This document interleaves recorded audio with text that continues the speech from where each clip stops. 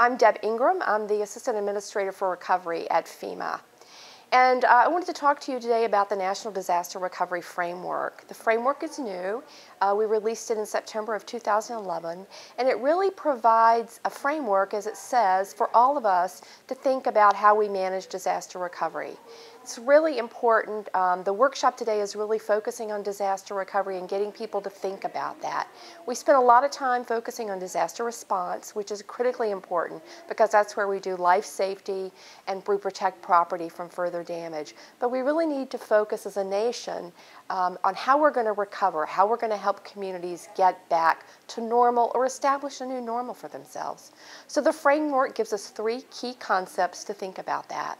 The first is pre-disaster or post-disaster recovery planning, and we really encourage that pre-disaster recovery planning because that's where you build the networks, bring the people together in your community, your tribe, or your state who are going to support that recovery process and start to think about what recovery means to you, what's important in your community, what you want to be able to save, and what you want to be able to change when a disaster occurs. The second concept is leadership, and it's really about having leadership at all levels. So local disaster recovery managers, state disaster recovery coordinators, and tribal disaster recovery coordinators who really help to think through across the full spectrum of government and the whole community, going beyond government, how we work together, build those partnerships to support the recovery effort.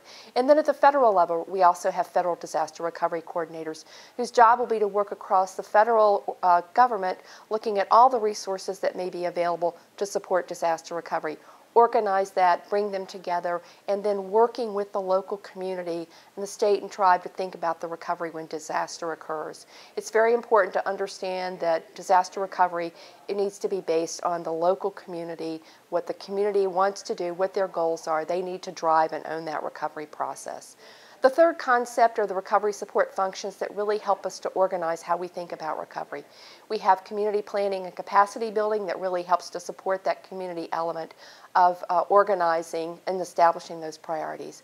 We have the economic recovery support function, the housing recovery support function, health and social services, infrastructure systems, and then natural and cultural resources.